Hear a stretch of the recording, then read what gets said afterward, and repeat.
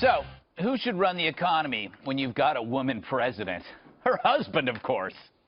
Oh my God. My husband, who I'm going to put in charge of revitalizing the economy, because, you know, he knows how to do it, and especially in places like coal country and inner cities and other parts of our country that have really been left out. So relieved. Yeah.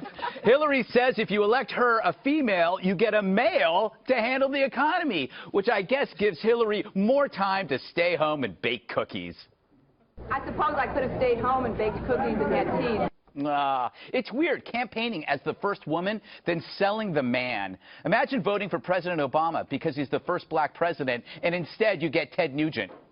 Bill doesn't mind, of course. He loves the work, and he knows women and their checkbooks. The only thing they can balance are plates when clearing the dinner table. Am I right, Bill?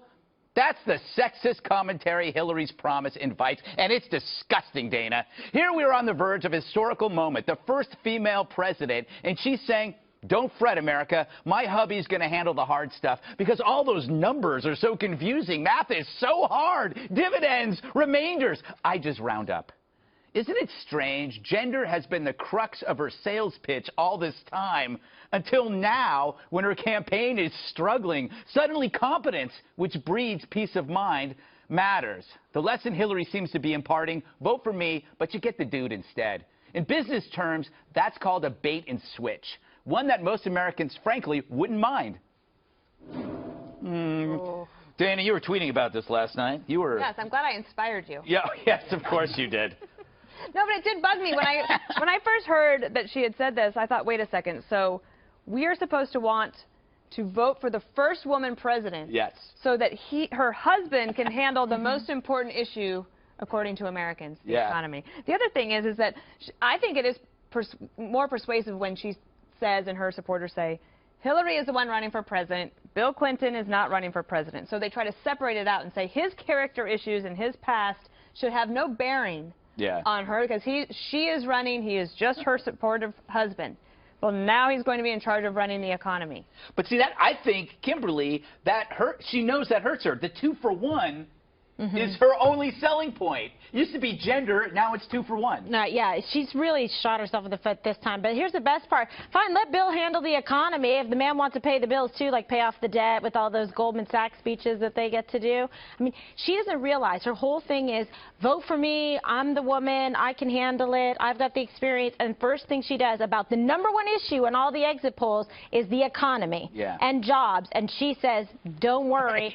Twofer, we're going to get Bubba to do it. I mean, it makes like it's craziness. I think I figured this out. No, I don't think it's any of that. But don't you think the economy was a myth in the 90s? Yes, yes. And here are the numbers. Reaganomics came in. The reason why Bill did so well is because of Ronald Reagan. Ronald Reagan came in 1980 and left in 88. In 80, GDP was negative 0.3%. When he left, it was 7.91% annualized. Inflation dropped from 13% down to 4%, and unemployment went from 8 down to 5. Great, great times. Poverty down, taxes down, real income up. So he had this massive amount of momentum going forward. H.W. Bush, 4 years, and then Clinton takes over. And to his credit, Bill Clinton actually helped out. He also kept the momentum going. He had a great 8 years economically. But one thing happened under Bill Clinton that Hillary Clinton will never mention, and this is because it's part of her campaign's platform in 2016. Under Bill Clinton, income inequality spiked to its widest part in modern history. So under Bill, incomes went way up for the top 1%, while they went up for the lower, but not nearly as high. And here's why.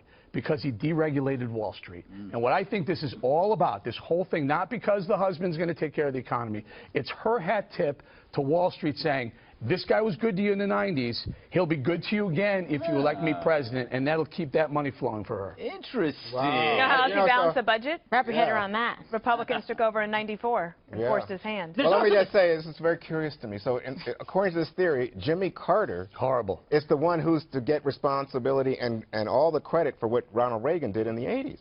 Because he buried the economy so bad. No, because he kept inflation down. Is that the theory? You know, because I learned so much on this show every day. Skyrocketed under Jimmy Carter. No, but then he put in maneuvers, and not only that, he put in a lot of deregulation. that then, of course, accrued to Ronald. You know what? Stick to the numbers. I'm sticking to the numbers. None of that is accurate. Under Ronald Reagan, things got better. Under Bill Clinton, things got better. But I will say this. I think all of you are wrong. Income inequality is a massive issue for Hillary Clinton. Yes, I agree. Absolutely. And under Bill Clinton, it spiked to its widest margin in modern history. Please. Yes. I don't know. I'm going to say we're approaching the widest margin right now. But let me just move on and just say this. I think this is really about Kentucky. Because we got a Kentucky primary tonight. And guess what? Bill Clinton won twice in Kentucky. I think he's the last Democrat. That's a good point. Okay. And the second thing to say is Bill Clinton's favorability rating, I think, is 57, something like that, %. The guy is extremely popular. So there's a nostalgia play being made here by Hillary Clinton. She's saying the economy was great during the 90s. Don't forget that. And I'm going to put Bill Clinton here as part of my team. Now, the question is, well, so what is he? Is he Treasury Secretary? Is he on the Council of Economic Advisors? Is he liaison to the Chamber of Commerce? I don't know. I put him in charge of health care. Ah, there you go. I don't know. I just assumed she would take the back seat to no man, especially Bill. All right, up next, the senior